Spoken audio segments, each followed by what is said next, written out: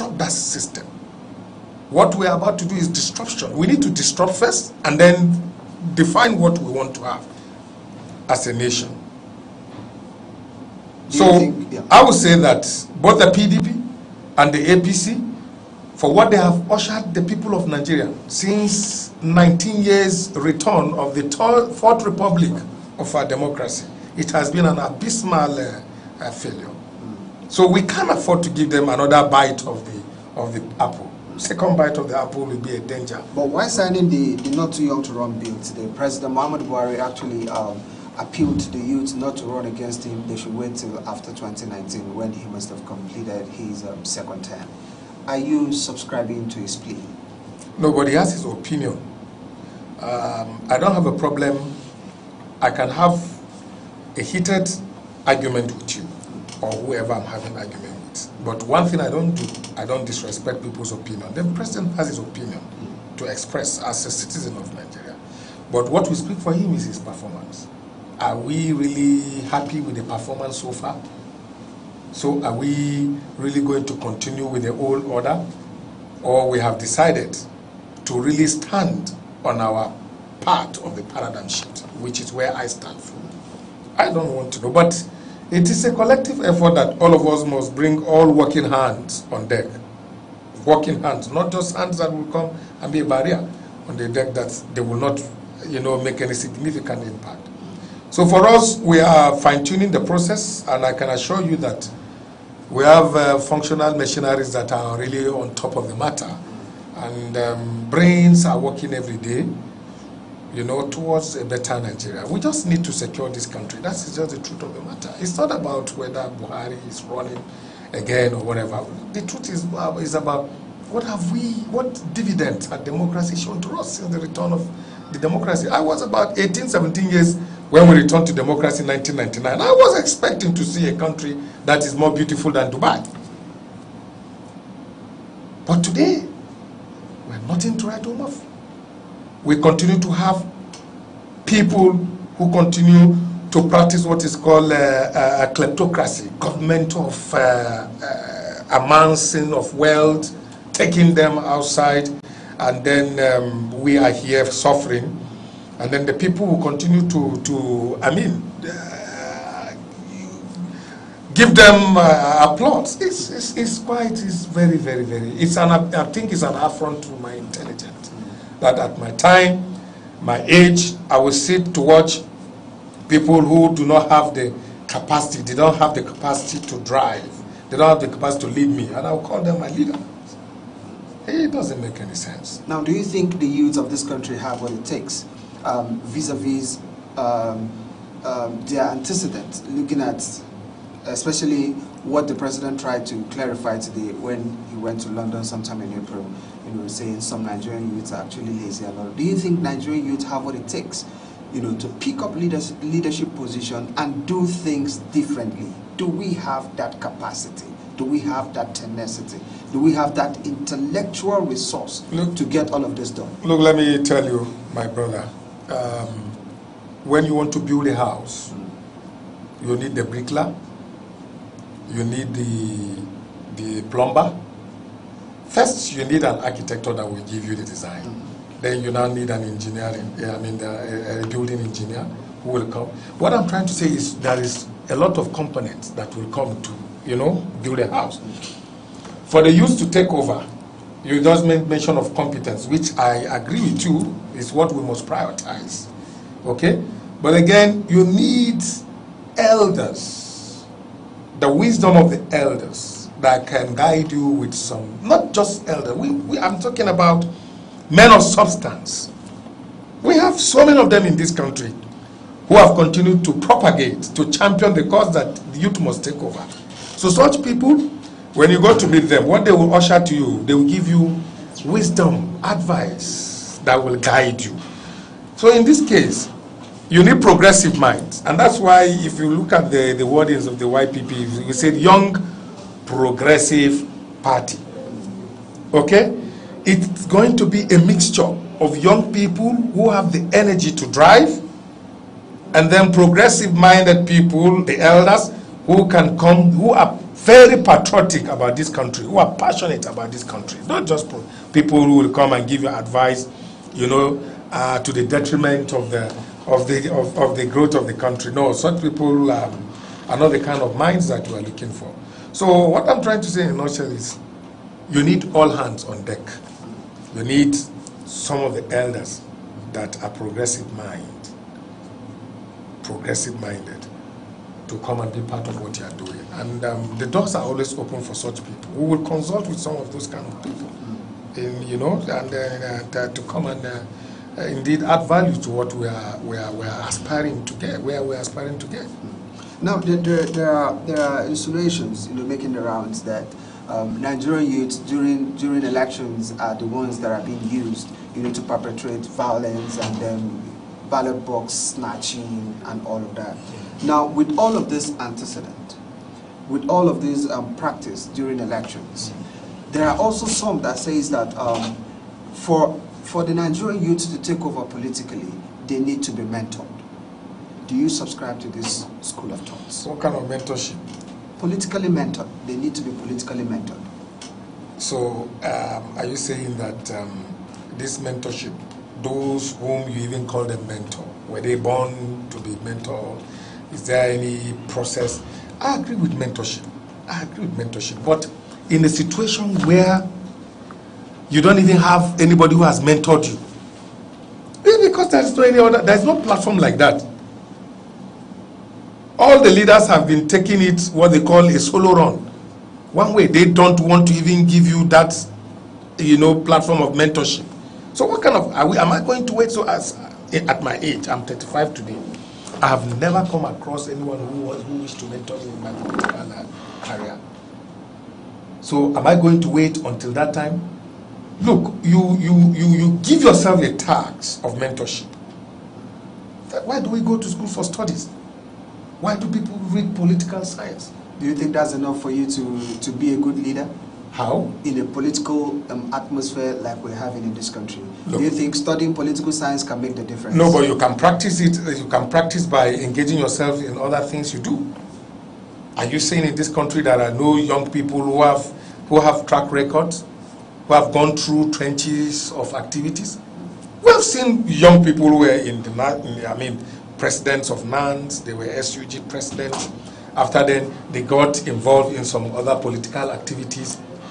And thereafter, some even have become local government chairmen or councillors. Most of these leaders you are seeing today, some of them, they got to that place by providence. They didn't walk towards that direction. Some of us have even passed through those processes. We have passed through those processes, the kind of rigorous process that so many young people have passed in this country is more than what some of them are. Some governors of this country today, how many of them have participated in activities of school? Let's say SUG, NANS, some other political thing. How many of them? How many of them? And you can give it to some of them. Even without that kind of qualification, they still did well when they were given the opportunity. What I'm trying to say in essence is, you must give opportunity to people. You must give opportunity to people for them to express what they have, the intellect, the input they have, the knowledge that they have. Don't you think that will result to imminent failure? No. Because what the school of thought is driving towards is the fact that, you know, if the Minister of Petroleum, for instance, is an elderly man, maybe in his 60s or 70s, the school of thought is of the view that the Minister for States for Petroleum should be someone in his mid-30s or early 30s. By so doing, you'll be able to groom that person, you know, politically. Do you subscribe to that? Where do we have even people of, what I would say, people who have the sincere purpose to actualize that dream? You need a caliber of people who have the sincerity of purpose to actualize that. Some might not want to do that. Some, they will bring you, and then they will not want to mentor you, because, look, there is this, what do I call, in our society today, people, is it inferiority complex, I want to call it? Let me put it that way, inferiority complex. a lot of people wouldn't want to give you the chance because they are very afraid that if they show you the way, you might be their boss tomorrow. Okay, so because of that, a lot of people don't want to get themselves engaged in bringing you close to them. So many governors, we have seen so many governors today that wouldn't even want to give, you know, the baton to their to their deputy governor while they are leaving. We have seen so many governors falling out because the governor wouldn't want to give him. He's afraid. The next thing he will tell you is, "Oh boy, you don't know more than me. You don't know more than me. Oh, this boy is no more loyal." Loyalty. What do you mean by loyalty? That a man stands on his right, that a man corrects you, that a man tells you, has the courage. We lack leaders that have the political will, the courage to take decisions. That's why we're falling into. Every day this country is going down. It's shrinking every day. And this didn't start from the days of President Muhammadu Buhari. I said, since we returned to democracy, there has never been any significant impact in the lives of the people. No.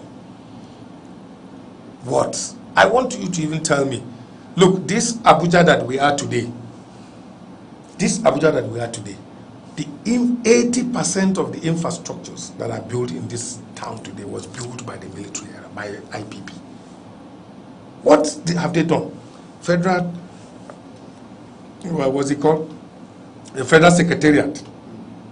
It was built by IPP. Okay? Most of the edifice you see today in Abuja, government-owned edifice. It was built by Buhari. By IPP. And that was during the military era.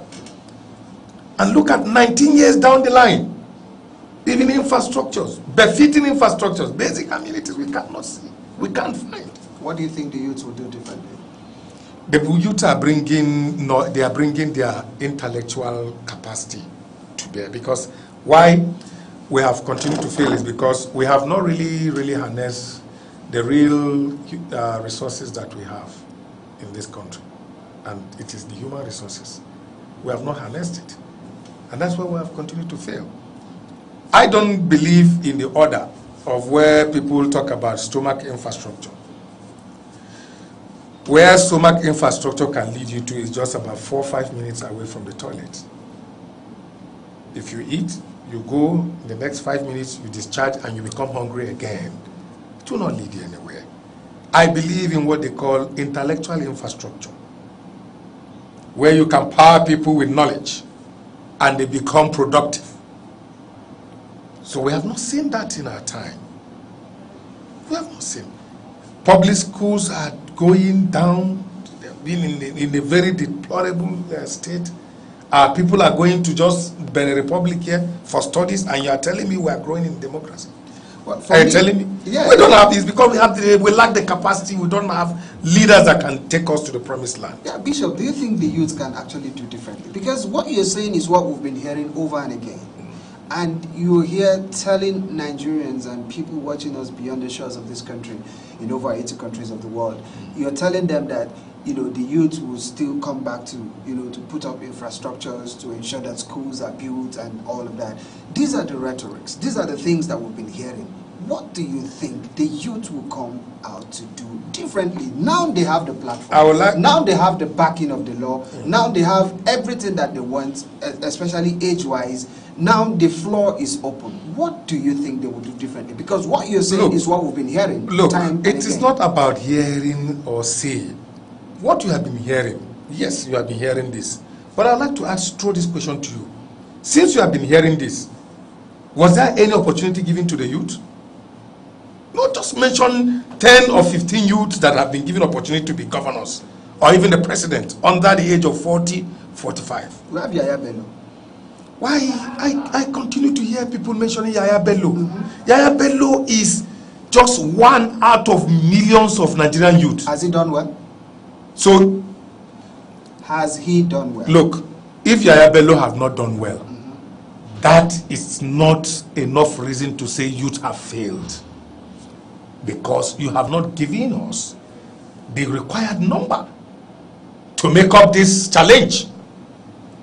And I'm not here to, advocate for Yahaya Bello or whatever. That is his own problem. But I'm saying that if Yahaya Bello has failed, it is not a yardstick for anyone to tell me Nigerian youths have failed. After all, Yahaya Bello failed under the platform of APC. The APC is a total failure. So it depends. If you don't have good education, then it means that your father never wanted to give you good education. That's what the scenario you're finding in the Yahaya Bello scenario. If Yahaya Bello is failing, then it means that maybe something is wrong. The APC has failed. So, and we are saying that they should go so that we allow another platform to come on board with those like minds, the ideology of the party, so that those people, we propagate the ideologies of the party. And then in that regard, you will recruit leaders without greed. And if you are saying that, Yahaya Bello is not even only the one of the youth. I think if you want to give it to that generation, Yahaya Bello falls in the generation of people like them, Ayade from Cross River. Is he not doing well? Is Cross River, is the guy not doing well in Cross River? He's doing pretty well. Even though I'm not a PDP member, and I'll never be a PDP member or any other APC. What I stand for is a paradigm shift, and I can assure you that by the grace of God, all of us will be in this journey together, and we are going to rescue this country by the grace of God. All right, do you think the APC has also failed in this direction, talking about youth inclusiveness in political affairs? But the APC has no any option than to sign. The whole thing started in their time.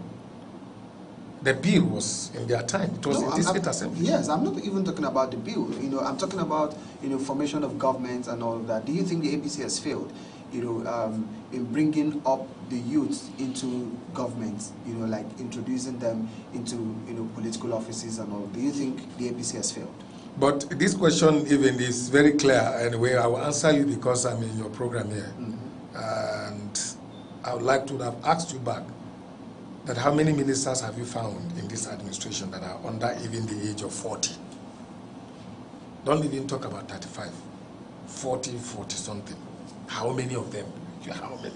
You are here, and you are a media person. You can give me that record offered. That's why I say that when opportunity is not given to you, you cannot do anything. So we need, I must commend the president, like I said earlier when we started. But the only thing that will make me give him a double thumb is when the president will quietly come out to tell Nigeria and say, look, you have given me an opportunity. And this goodwill that I have for the young people of this country by ascending to this bill, I want to encourage the next president of this country, 2019, should be a young person. He will have been the hero of my time. And this is how great men make their name. Nelson Mandela made a name. So I think that Zuma did not. Nelson, I'm just mentioning. That's why I say they are of the same categories. Yeah. Jacob Zuma and some did this recent. They are of the same categories. These are people who like to live a very luxurious life, even though our own president, they say he's a man of integrity. But let me tell you, let me make one correction. You see, people continue to talk about integrity. Integrity alone is not enough criteria for a leader. If you have integrity, you don't have the political will, you don't have the courage, you cannot drive. You cannot drive. So you must have the political will, the courage to take some certain decisions, even against your father. If your father is found doing wrong, then you must call him to order. Yes, you must call him to order. That is a man of integrity, the man of courage with political will to take decision. So integrity, let us not be polishing this integrity that people seem to say is a man of integrity. Yes, I agree he's a man of integrity. But at the same time, you saw your name of that in being integrity because you were not able to complete the norms of being integrity. All right, Bishop, very quickly, we are running out of time. Now, just tell me in 1 minute, what are your expectations for 2019 general elections with the Not Too Young to Run bill that has been signed today? Well, my expectation, one, I know that the election, now that the president has declared interest, he really wants to run. The usual business as usual, as my people used to call it, is that incumbents will always want to come back. But again, I would like to let the president know that in this country, incumbency is no more longer a panacea to re-election. We saw it happening in 2015, and it's very possible it will happen in 2019. Very, very possible. But my expectation towards that is that I know that there is going to be a high tension in the country because the followers of the president, those who are the pro-president, will always want him to come back by all means. And they will do anything within their purview to ensure that the president comes back. But one beauty thing I know is that I thank God that at least the United Nations are watching. The United Nations are watching. Other external communities are watching. So we know that the free and fair election is what we must continue to advocate for. The way he was giving free and fair election, he should give to Nigerian free and fair election. So we don't have a problem if the president will come back on the basis of the will of the people. But anything contrary to the will of the people, it will not be good for this country. Anything contrary to the will of the people will not be good for the country. That's coming from Bishop. Bishop, thank you so very much for finding our time to be here. Definitely, I'm going to squeeze out time to bring you back so that we can talk more. It appears that you have a whole lot of information that the Nigerian youth will be willing to hear. Thank you so very much for coming today. Thank you very much, and it's nice to be here again. Thank you. It will always be my pleasure to be here. All right. Bishop will definitely be back someday. All right, this is what we're calling it a wrap on politics and youth today. We hope we've been able to bring you up to speed, as it relates to the Not Too Young to Run bill. Next week, Thursday, will be yet another time, 7 p.m. We'll be hitting your screen again. Don't go anywhere because right next on PTV News is going to be PTV. On PTV, it's going to be PTV News. I beg your pardon. All right, till we come your way again next week, Thursday, stay out of trouble. Thanks for watching.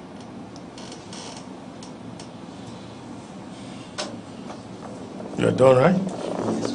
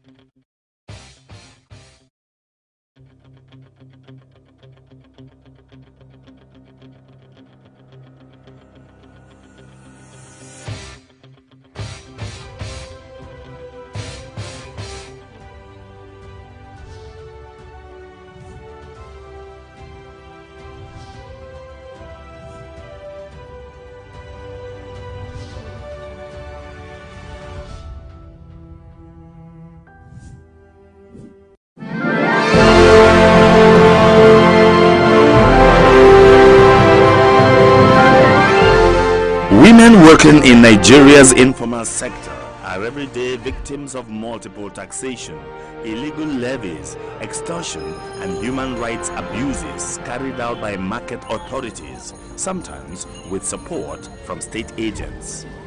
Every year, the women lose billions of naira and irreplaceable human dignity. In the struggle to live above $1 a day, they face threats, violence, and victimization.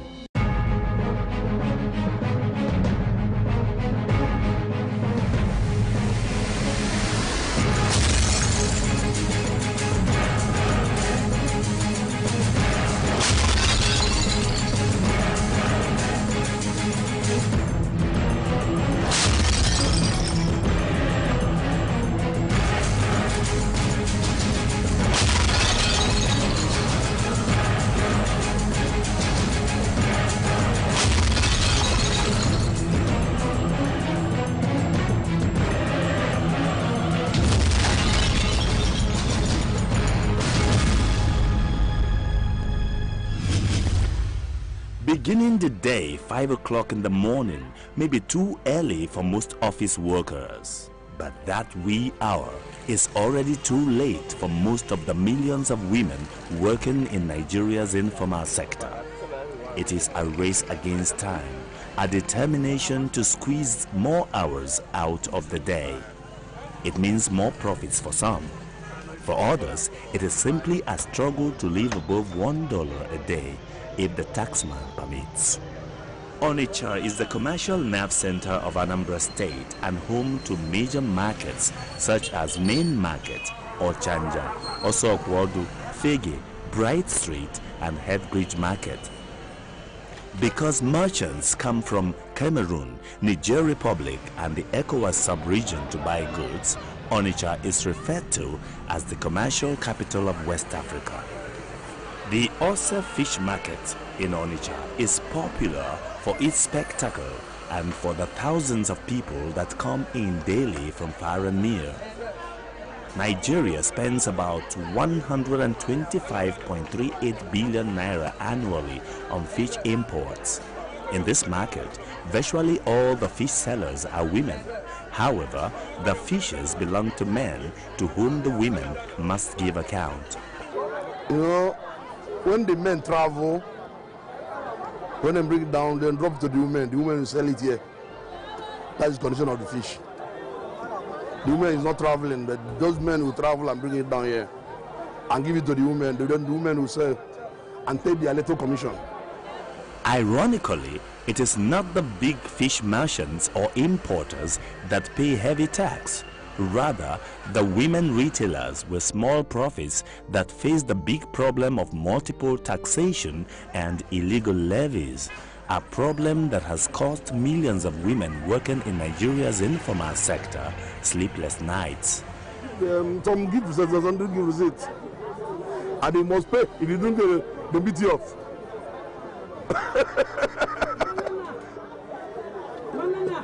If you don't pay, they kick you very well. Before they arrive to you, you bring the money out. You don't need to ask about receipts. Just to stay quiet and pay your money. And then thank you, sir. It is 6:30 a.m. in this part of Ose Market. These women are returning from bush farms to which they must set out as early as 4 a.m. if they intend to find fresh vegetables to buy. Some must carry their babies along in the effort to cross the poverty line. No load is too heavy to carry. No item too petty to trade in, so long as the proceed can help to feed, if only one little mouth. Because most people here rely on daily sales before they can feed, they must not be deterred by the rain. In their kind of business, it is swim or sink. The rain may not come every day. Buyers may not come every day. But there are men who never fail to come every day. Tax and levy collectors. They are foot soldiers masquerading as agents of government. They go about terrorizing petty traders and small business owners. Women are the most vulnerable. From sunrise to sunset, tax and levy collectors in their numbers pay unannounced visit to these market women. They could make over a dozen appearances in one day. Each time they turn up, they expect cash to be ready. This they can choose to collect in a nice way, sometimes in nasty ways. There are about 5 groups. Over the Nana 50, over Nana 20, over Nana 100 naira. Na mero da. I got force. Who keep the guy? Mama, they put I get believe in it. Maybe send that. Maybe see the guy. See on Nani. He might feel also. I will keep back it up. Believe and believe up. I'm going to go graph. If I got never Nani, maybe. The taxes and levies are never receipted. The huge collections, billions of naira, go into private pockets. They demand such levies as marching ground, which every trader must pay in the morning before they can display their wares, security levy, development levy, chairman's breakfast levy, sanitation levy, even when they have no business with refuse collection, and Ompa levy, another name for money for beer. The list is endless. A trader may end up paying more than 8 different levies in one day. Any resistance from the market women results in seizure of wares. Even hairdressers must pay money if they must do their work without headache. In addition to all these, the trader must pay rents and official multiple taxes to the state, local government council, and the market leadership. Aba, the commercial capital of Abia State, has 16 markets. The Ariaria International Market is the largest. It is divided into 85 zones, with each zone subdivided into lines. Ariaria is the biggest cash cow for the state and the Aba South local government. It is even more so for the legion of levy collectors and their collaborators in government.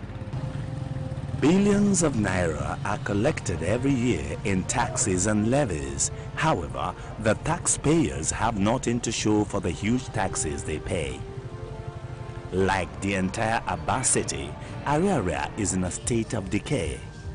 It has neither amenities nor good infrastructure. The roads leading into the market and those within are in a sorry state. Drainages are clogged with refuse. Whenever it rains, flood water takes over shops, destroying wares.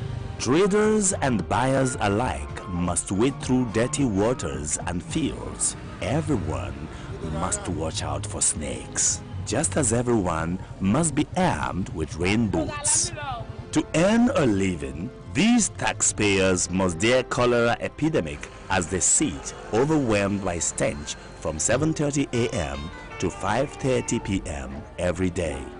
Aside paying 300,000 naira to get a shop, traders also pay their income tax.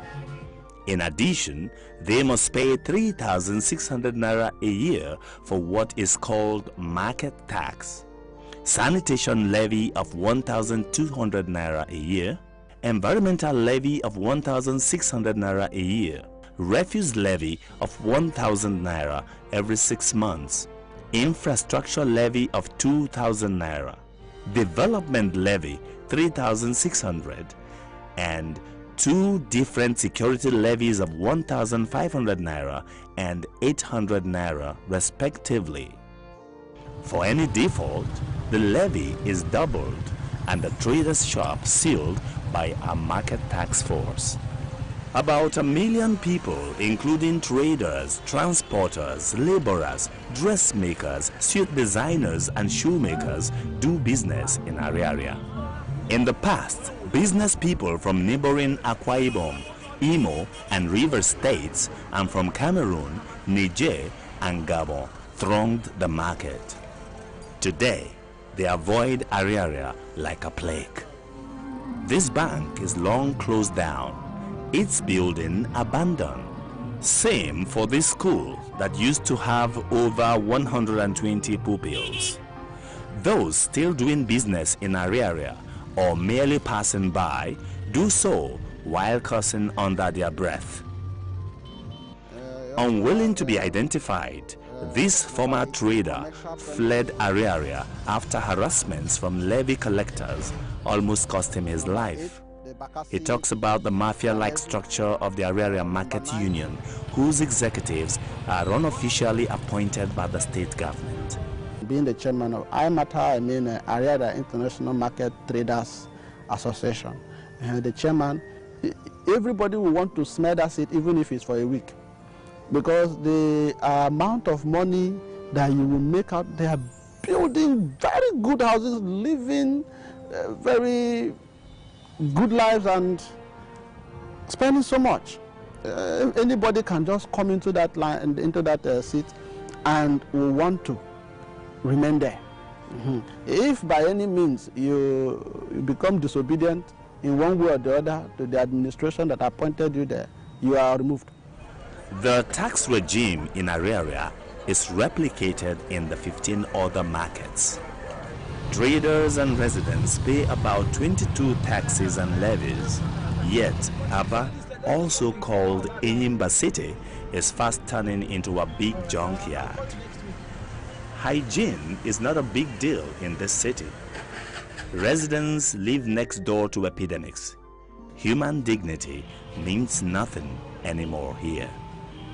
The United Nations Environmental Program, UNED, recommends that, quote, the overall human settlement objective is to improve the social, economic, and environmental quality of human settlement and the living and working environments of all people, particularly the urban and rural poor. Taxpayers in Aba have complained and cried themselves hoarse. Nobody seems to be listening. Each new day brings a new irony. With no pipe-borne water provided by government, most homes and business premises must sink their own boreholes. Ironically, they must pay what is called borehole levy.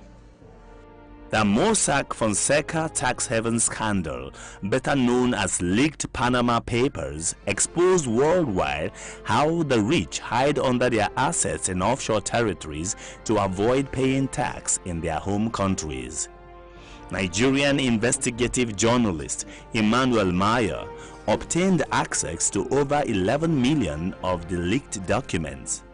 His numerous reports detailed the layers of secrecy employed by the rich in Nigeria to perpetrate tax injustice and widen the inequality gap. But while some of the rich pay little or no tax, small businesses and poor citizens of Nigeria are weighed down by multiple taxation.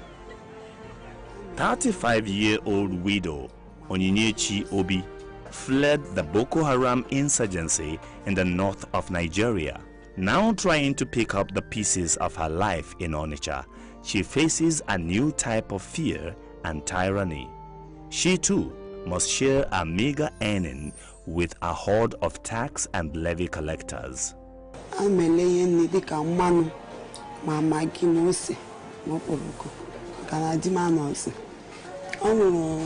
years ago. I don't know easy. I don't know if cha. Don't know. No, I didn't say no matter. Mkani Maya, Habuya Maya, Lele Chankwa. I can see a message here. When I was home in school, when I could go, a bim piano, a bim nasoquire. I know why you go, and my cool boy bem nazo, and I made road that 7, and I'm a cool. Ndị na-abịa na gasị anyị ego 2020 naira dịka tapu Monday anyị na-akwụcha ihe dịka 180 ụbọchị anyị ga-abịa kwụ 160 every day bọsọ ọbụla ha na-abịa na anyị ego ya akwụchakwa ya kwụ ụgwọ ebe anyị kpọsara ahịa ihe na-akwụ ebe a bụ ihe na-akwụ ebe a 2007 na month anyị na-akwụ ebe a bọsọ ọbụla ndị na-anazi ego a na-abịa na anyị ego 2020 naira ụbọchị ha ga-abịa ha ga-erucha 9 ụbọchị ha ga-abịa ha ga-eru 8 ọka ha si akwụ bọsị ọbụla mmadụ ụfọdụ ịpụta ijuba ha ihe ọmụ ikwere enye ha ego ha eburu ahịa gị kama ha ga-eburu ahịa gị ga-mebe ha ga-eburu ahịa m ga-mebe mụ enye ha ego adịghị mara ume nwere ike iji eke nara ha anụsa gị ọgụ so ha bịazie mụ enye ha ego ha etinye gị ego mana ndị nọ na ha ndị ezigbo mmadụ so sinsi adị m ji wee nwụọ ha si nkwụba ego na akwụ etiri m ego na-akwụ 25. Like their helpless mothers, children are also directly affected by the violent menace of tax collectors.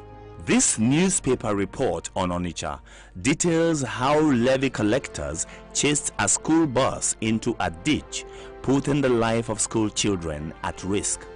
Women traders traveling in lorries to long-distant markets to buy or sell yams, tomatoes, gari or other food items complain of routine harassment and extortion on the highways by law enforcement agents who obviously see honest work as a crime.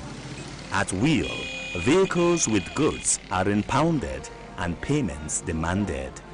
In November 1929, a rebellion by market women in southeastern Nigeria over taxation resulted in what is named in British colonial records as the Aba Women Riot. Thousands of angry women revolted against tax policies imposed by colonial administrators. The women attacked and set ablaze native courts run by colonial officials. They attacked the Barclays Bank, European-owned stores and prisons. About 50 women were shot dead in the uprising by colonial police. At the end, the colonial authorities were forced to drop plans to impose tax on market women. Most of the women that participated in the Aba Women Riot traded in palm oil and candles. Madam Obiageli Ezanya from Ititi village, Ibuku, is one of the Igbo women whose mothers experienced the tax revolt in 1929. 86 years later, Obiageli, though proud to be in the palm oil business, is facing even worse tax conditions than those experienced by her mother. And the Kerukwa make it. Makana na hona nkwu Igbo kita ọ na-adu too much. Ụmụ nwoke ibiri taba ide afọ maka afọ do na ihe ahịrị. Anyị tawa afọ a tachachacha ka anyị buruzie pụọ na nkwu Igbo ka ama na anyị na-eleta ego were rie nri o wee nyekwanụ ụmụ anyị aka anyị anaghị afụ. Ịgaji ebutu mmanụ aha akọba ha weta ego a na nke a akọwara weta ego nke a so anyị amakwu na ndị gọọmenti wana na-ekwu na ha dịrị ha na nke a na ego ahụ na-elutukwa ha aka tiketi eje ha enye gị ya mana eji agba mbọ nara gị ego a na so iya na-eme na ya ọ na-eme anyị anya mmiri and ana m ekwu na ọwụ na enebaghị ya anya na ihe mere na Aba ga-emekwakwa na nkwu Igbo.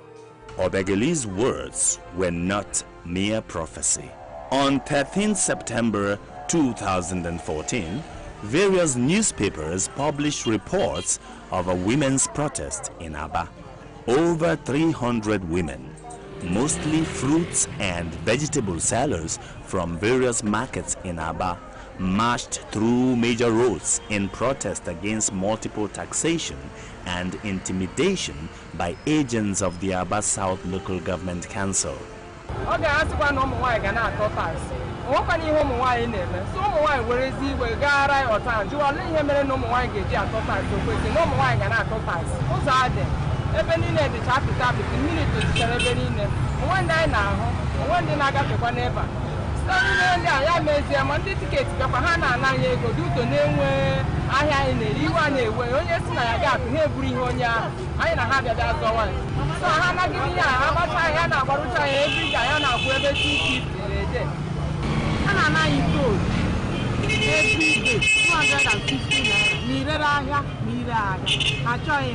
This one on a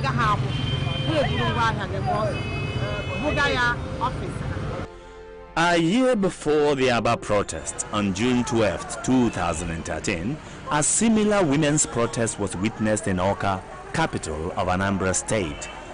On that day, market women from Eke-Awka Market had taken to the streets in protest against a 3,000 naira development levy imposed by the state government.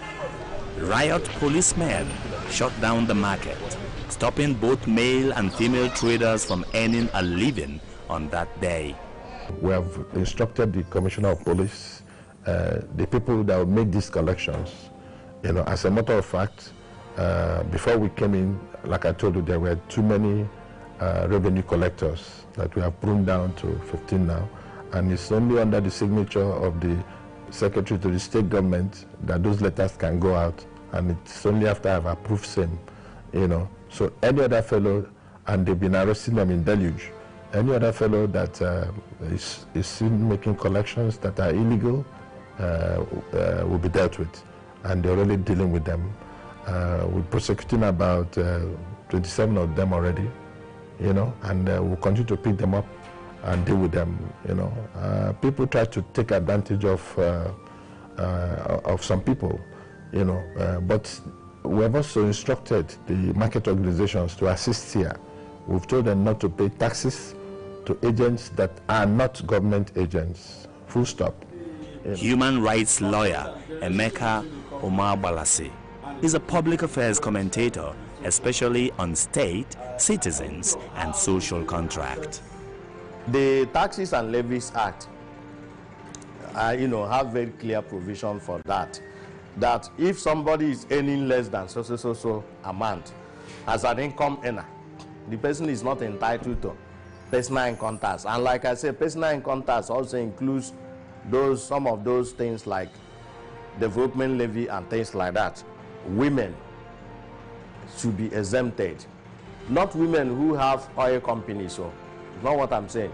All these petty traders, all these women, some of them are widows, and those that are very poor in the society, they are supposed to be encouraged for not turning themselves into prostitution and things like that, and for deciding to struggle to earn their living so as to take care of their children legitimately. Between 2009 and 2011, a total of 800 companies were forced to shut down due to harsh economic climate. Many more have suffered the same fate ever since. As the number of working male population takes a dive, more and more husbands are fleeing home, with a corresponding increase in the number of female-headed households in Nigeria. With 80% of Nigeria's youth unemployed, according to the central bank, mothers must continue to feed their unemployed graduate children whom they had labored to send to school. This wood seller in Aba here insists on her bicycle's right of way. It is the only way to stay alive. Given all the broken political promises since 16 years of democracy, most people in Aba, as elsewhere in Nigeria, have come to believe in only one thing: self-help. Solutions to the menace of multiple taxation in Nigeria's informal sector should include automation of tax operations at state and local government levels. This would rid the system of illegal revenue collectors and corruption. Government should introduce a biometric system that captures a comprehensive tax record that can easily be accessed, even on a mobile phone, by tax authorities and taxpayers alike to confirm payment or dictate non-payment of taxes. This would eliminate corruption, multiple taxation, and also guarantee that small and medium businesses are taxed according to their income. This biometric system is already being considered in Anambra State. We're trying to capture all the markets, men and women, and the stalls through biometrics. That will afford us an opportunity to, among other things, level tax where we can, and also for security, to know who is who. Payment of taxes in cash should be replaced with an e-payment method as a way of blocking leakages in revenue collection. The use of consultants to collect taxes and levies is illegal and must therefore be challenged by the citizens in a court of law. The Taxes and Levies Act, previously referred to as the Taxes and Levies Decree No. 21 of 1988, prohibits the use of consultants for assessing and collecting taxes and levies by any tier of government. The law says no person other than the appropriate tax authority shall assess or collect tax or levy. Tax authorities should publish the approved list of taxes and levies within states and local governments as a way to educate the public and increase compliance rate. Finally, payment of tax should be seen as a basis for taxpayers to collectively demand good governance, respect of human rights, community participation in budget monitoring, all in a fulfillment of the social contract between the state and the people.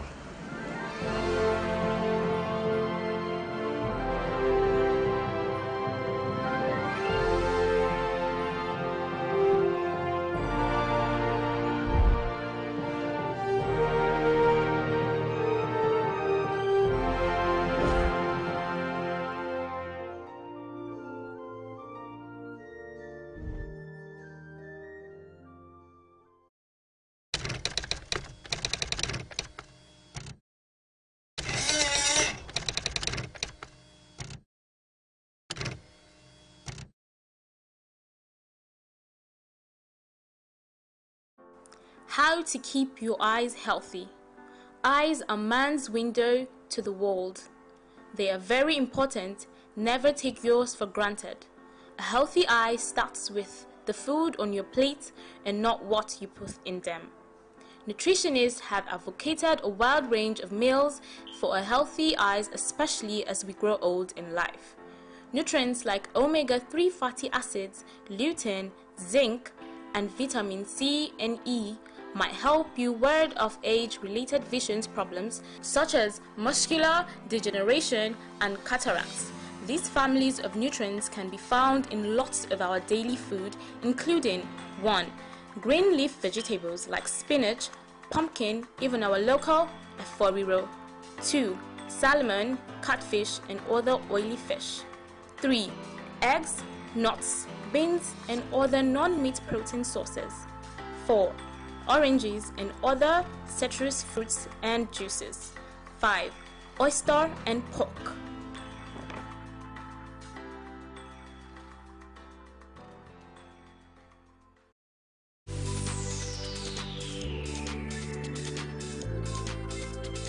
Hello, my name is Dr. Christopher Otabo, consultant orthopedic and trauma surgeon. In the next few minutes, I'd like to talk to you about your health and safety. Several thousands of Nigerians are killed annually from road traffic accidents, others maimed. Most of these accidents are preventable if we follow the following basic precautions. Avoid driving under the influence of alcohol. It alters your sense of judgment. Avoid overspeeding. You cannot control your vehicle should any unexpected events occur. Avoid distracted driving, such as taking a call, texting, or watching a video while behind the steering wheels. If you feel sleepy while driving, stop and take a short nap before continuing your journey. It could save your life and those of others. Do not drive if you have epilepsy or other health conditions that makes driving risky. Avoid overloading your vehicle. It makes control difficult. Make sure your tires are in good shape and your brakes and horns are functioning perfectly. Now your destiny is in your own hands.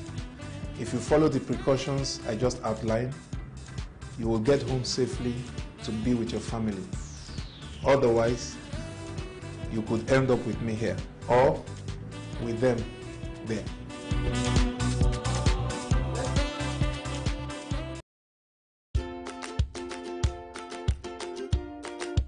What am I? I am the shining crystal in rows and columns, ornamental yet functional of the vocal cavity, the pearl of speech and the proud aid of the digestive chain. I am the feet, the strong, fragile, oral display and fountain of smiles. A saying goes thus: every tooth in a human's head is more important than a diamond. This goes to show the importance of our teeth. Teeth is actually the plural of tooth. The teeth is one of the most active part of the body. It's used for different purposes, opening, breaking, and sometimes tightening things.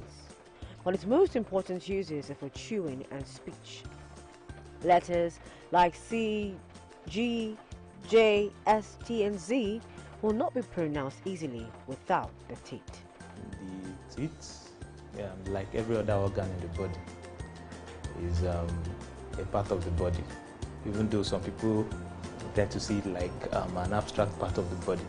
But it's also a part of the body that's very important in speech.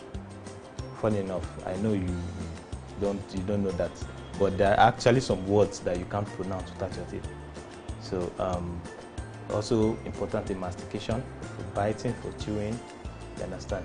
The teeth also helps in the appearance of one. In some situations, we have congenital abnormalities involving one or two teeth.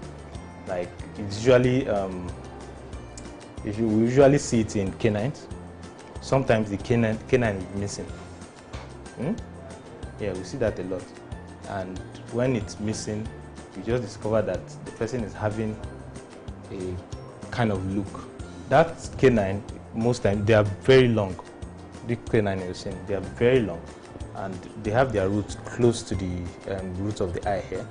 So they give your face, they give the corner of your face this shape that you see. So when they are missing, they actually affect the person's appearance. We grow two types of teeth in our lifetime: the baby or milk teeth and the permanent teeth. The milk teeth starts to grow between the ages of 1 to 3 years and are mostly 20 in number before they start to fall off between the ages of 5 to 7, while the permanent teeth begins to grow or erupt right around the same age the milk teeth falls off. The permanent teeth should finish growing about the ages of 13 to 15, except for the wisdom teeth that erupts between the ages of 18 and 25. So we have the baby teeth, and we call it the primary teeth. And we also have the secondary teeth, which is the permanent teeth, the one you know as the permanent teeth. So the baby teeth are actually you know, when you give birth to a child, you know, as it grows older, those teeth come in place, and when they come in place, the idea is that they have to fill up this space and develop this bone. We call it the jawbone. You understand? To prepare space down for the permanent teeth. So that's the idea. You know, God so did it in a very wonderful way that if you miss one of those primary teeth, the dentition in the permanent setting will be altered. The teeth has 5 different groups, namely incisors, canines, molars, premolars, and wisdom teeth. Incisors are 8 in number. They are in the middle of the teeth on the upper and lower jaws in the front. They have the sharpest teeth due to cut food and has a shovel-like shape used to show food inward. Canines are 4 in number. They are pointed and just outside the incisors. They are found at the corners of the mouth.